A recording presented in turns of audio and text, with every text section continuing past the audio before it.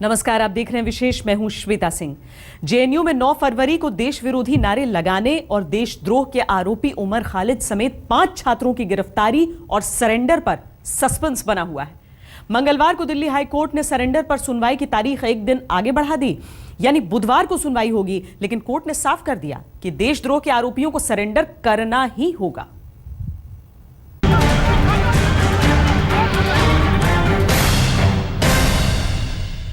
साथियों, मेरा नाम उमर खालिद जरूर है, लेकिन I am not a terrorist.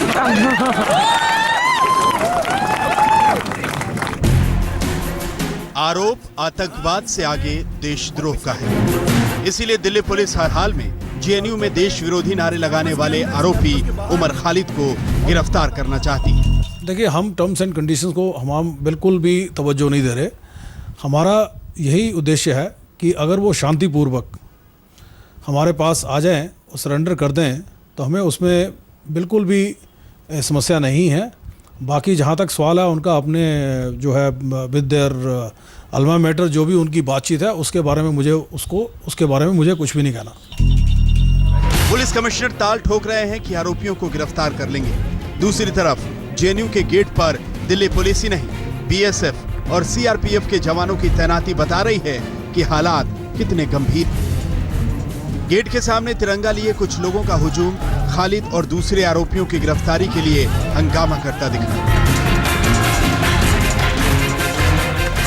Umar Khalid की गिरफ्तारी को लेकर के कुछ लोगों का प्रोटेस्ट फिर से एक बार जेएनयू के गेट के बाहर शुरू हो गया है। यहाँ पर तैनात पुलिस ने यहाँ पर देखिए बैरिकेड भी लगाए हैं और जो लोग इकट्ठा हैं उनको यहाँ से हटाने की भी कोशिश हुई है।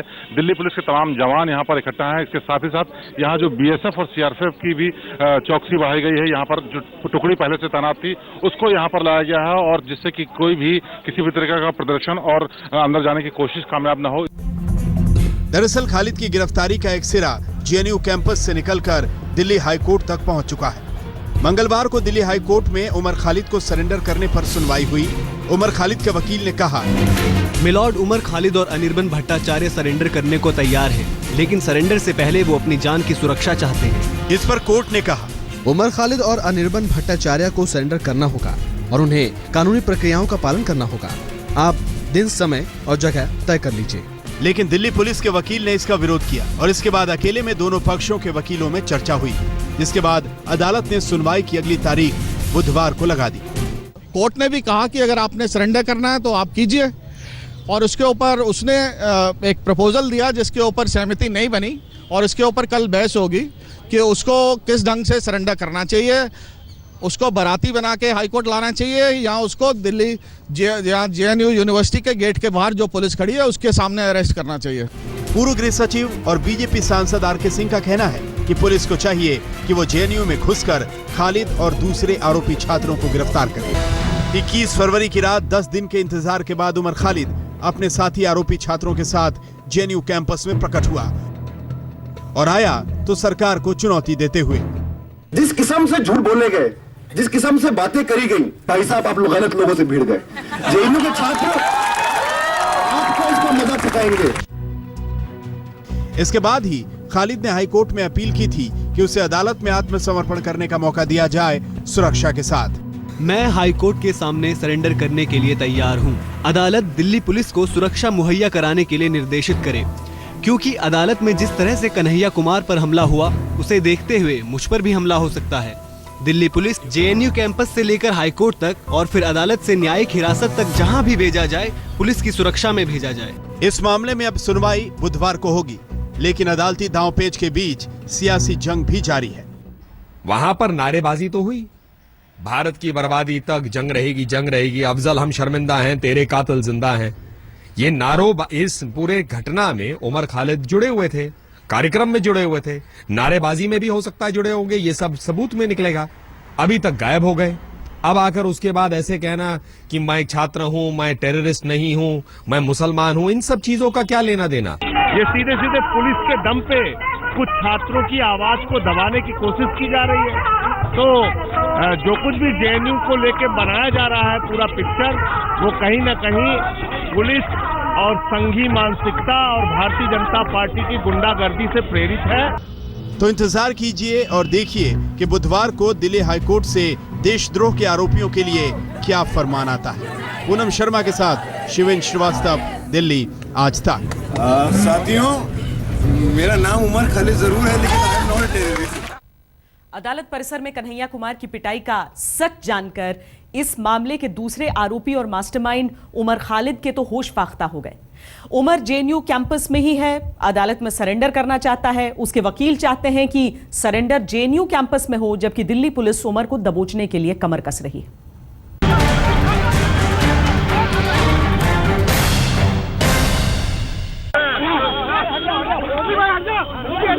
बस सीपीआई से जुड़ा होना अमीक जमई के लिए भारी पड़ गया। पटियाला हाउस कोर्ट में बीजेपी विधायक ओपी शर्मा ने देशद्रोह का सर्टिफिकेट देते हुए इनकी पिटाई कर दी।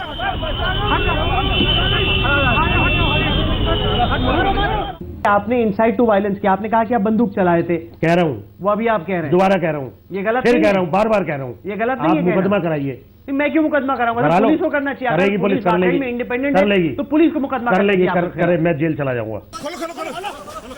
जेएनयू छात्र संघ अध्यक्ष कन्हैया कुमार की अदालत में पेशी के समय जैसे धक्का मुक्की हुई, उस आधार पर उमर खालिद और दूसरे आरोपियों के वकील का कहना है कि उनके मुवक्किलों के सरेंडर में दिक्कत नहीं है, दिक्कत सुरक्षा को लेकर है। इस खतरे का अलार्म आज तक ने अपने स्टिंग ऑपरेशन पटियाला हाउस में भी बजाया, जिसमें वकील देशद्रोह के आरोपियों पर पेट्रोल बम फेंकने की धमकी दे रहे हैं। जिस तरह जेएनयू के गेट पर कमोबेश हर वक्त देशद्रोह के खिलाफ नारे लग रहे हैं, उससे भी उमर खालिद और दूसरे आरोपियों को लगता है कि जेएनयू में ही किसी गुप्त जगह पर सरेंडर करना उनके लिए मुफीद होगा। इन सब के बीच सरकार भी फूंक फूंक कर कदम रख रही है। Definitely, they will act according to the law. They will act according to the law at appropriate time. ये सही है कि देश विरोधी नारों से लोगों का गुस्सा उबलता है, लेकिन जहां कानून का राज है, वहां किसी को ये हक नहीं कि वो कानून अपने हाथ में ले। उमर खालिद समेत जिन छात्रों पर देशद्रोह का आरोप लगा है, उनके आरोपों पर फैसला अदालत सुनाएगी। पूनम शर्मा के साथ राहुल कंवल, दिल्ली, आज तक। उमर खालिद का सच तो आपके सामने है। अब हम आपको उन 3 छात्रों के बारे में बताते हैं जो जेएनयू में देश विरोधी नारों के आरोपी हैं। इनमें से 2 छात्र दलित हैं, जबकि एक ओबीसी श्रेणी से आता है। इन तीनों से आज तक ने बातचीत की। तीनों का कहना है कि वो निर्दोष हैं।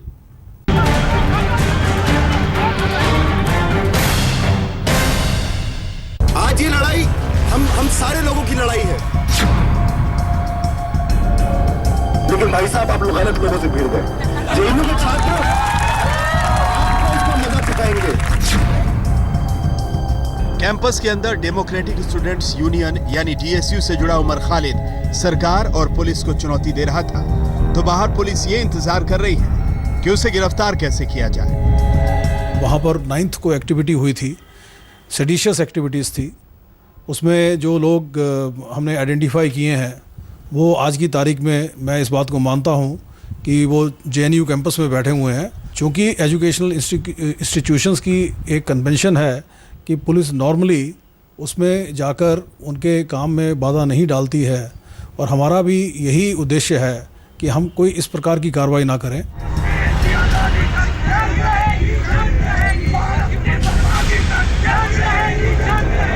कौन है वो आरोपी जिन्होंने देश विरोधी नारे लगाए? इनमें उमर खालिद से तो आप वाकिफ हो चुके हैं। आज हम आपको 3 उन छात्रों से मिलवाएंगे जो खालिद के साथ ही देशद्रोह के आरोपी हैं।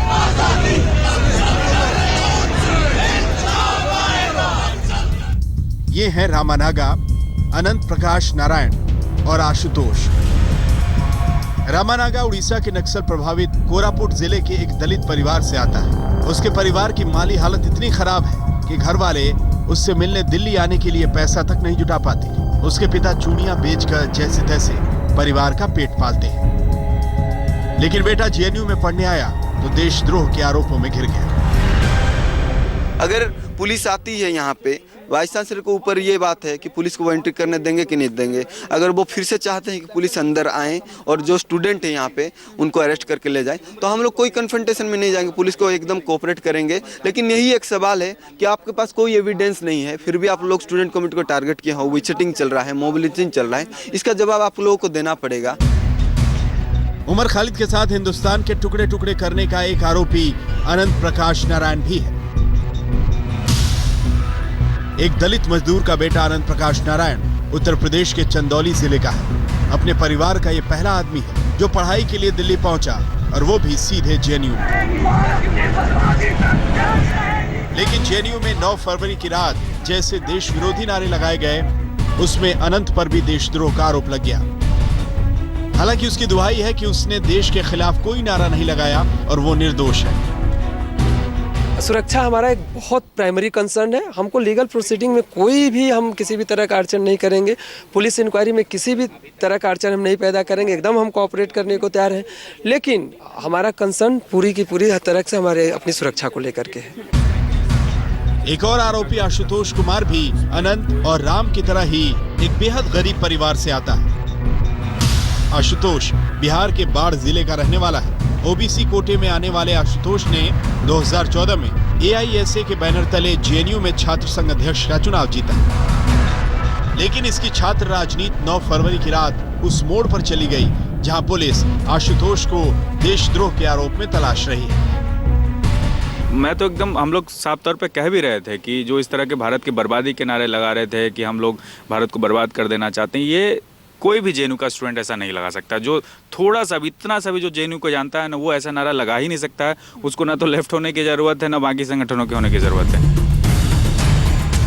देशद्रोह का आरोप इन चारों के अलावा अनिर्बान भट्टाचार्य पर भी लगा है, जिनको पुलिस तलाश रही है। जबकि एक आरोपी और जेएनयू छात्र संघ का अध्यक्ष कन्हैया कुमार अभी जेल में है। जितेंद्र बहादुर सिंह, दिल्ली, आज तक। देशद्रोह के आरोपी उमर खालिद को कैसे सताने लगी परिवार की चिंता, दिखाएंगे इस ब्रेक के बाद। देखते रहिए। श्रीनगर के पास पंपोर में आतंकवादियों के साथ शनिवार से जो मुठभेड़ चली आ रही थी, उसमें 2 आतंकवादियों को मार गिराया गया है। सीधे अशरफ वाणी के पास लिए चलते हैं। अशरफ, क्या अभी और आतंकवादी हैं या